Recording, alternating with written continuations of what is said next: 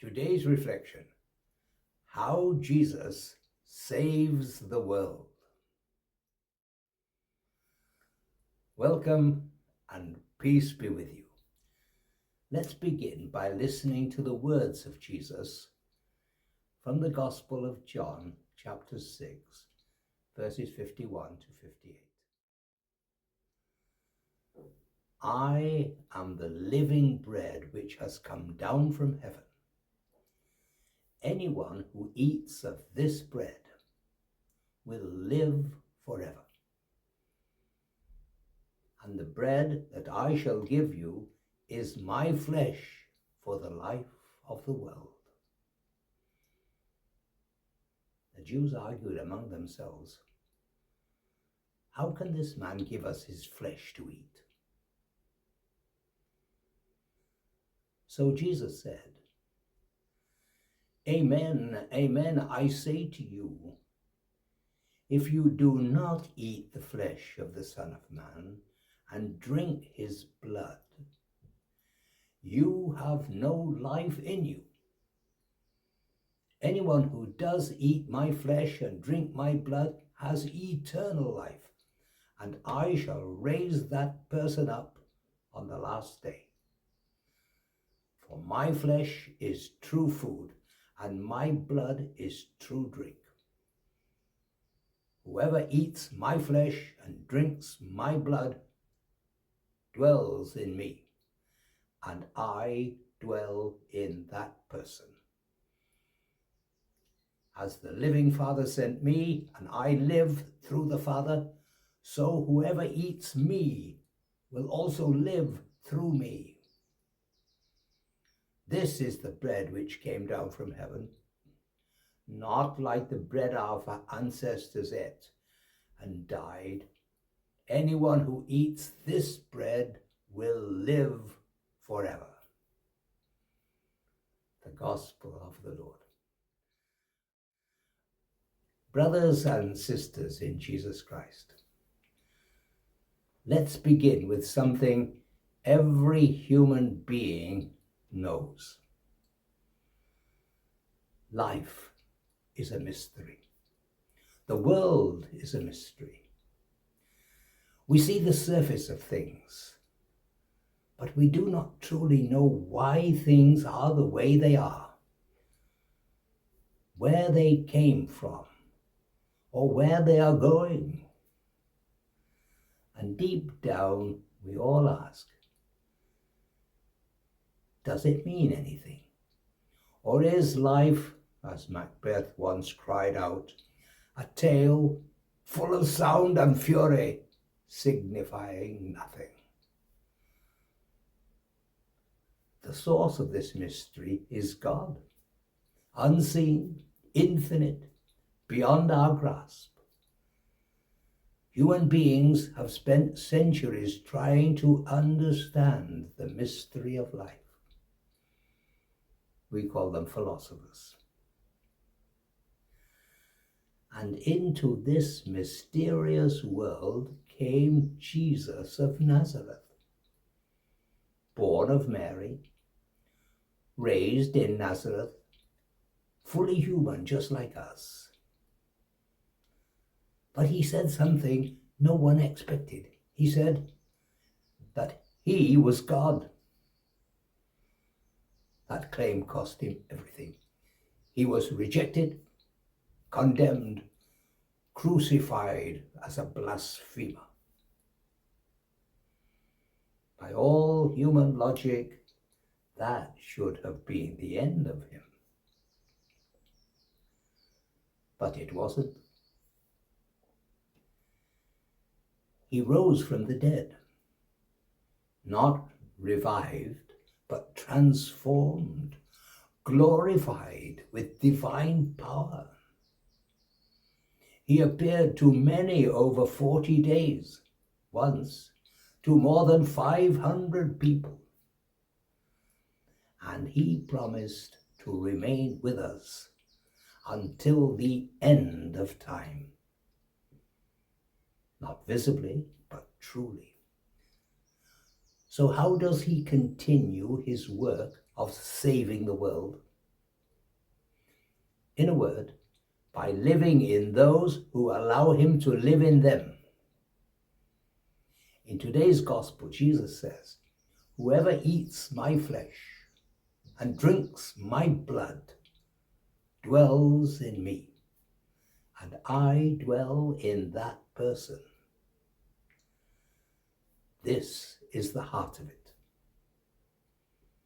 Through faith and through the Holy Eucharist, Jesus lives in us, and we live in him. And when we surrender to him, he can use us, weak as we are, to do his mighty works. Consider Mother Teresa. For 20 years, she taught in Calcutta as a quiet, unknown nun. Then one day, on a train to Darjeeling, she felt Jesus speak within her. "Take me to the poor." She realized Jesus wanted to love the dying and abandoned through her hands. So she stepped out with nothing but trust.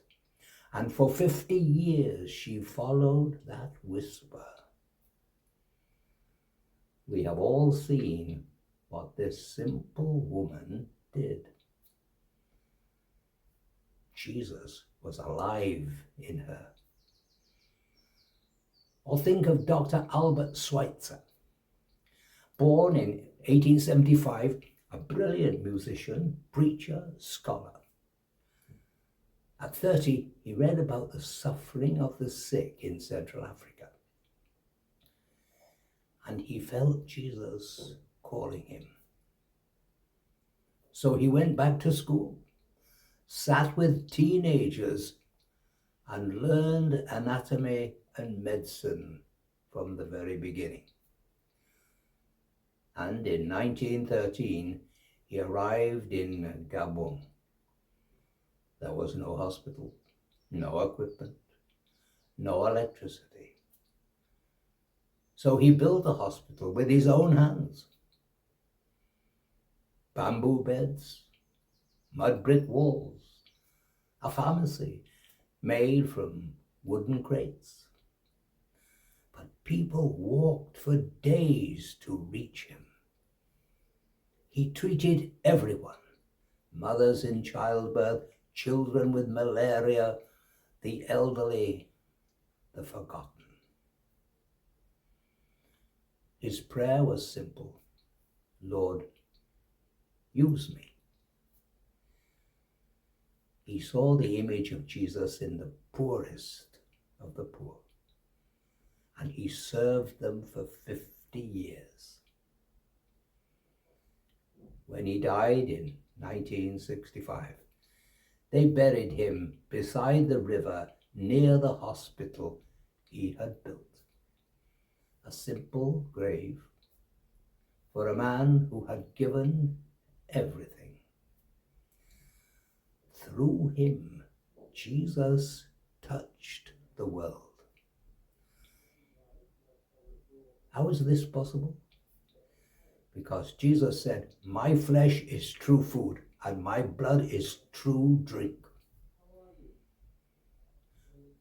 The Jews understood him perfectly and were shocked. But Jesus did not soften his words. He insisted, "Unless you eat my body and drink my blood, you have no life in you." And many walked away. But on the night before he died, Jesus gave us his greatest gift.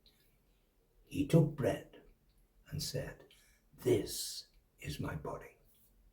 He took wine and said, "This is my blood."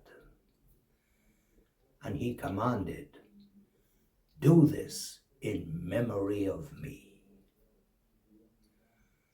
And from the beginning, the church has believed him Believe that he is truly present in the Holy Eucharist, body, blood, soul, and divinity. And the mystery deepens. Jesus says, I am the living bread come down from heaven. Whoever eats this bread will live forever. We have natural life, and it ends with death. We do not have eternal life unless he gives it. When we receive the Eucharist, we receive his life, his eternal life. We become one with him, and that eternal life gives meaning to everything in this life.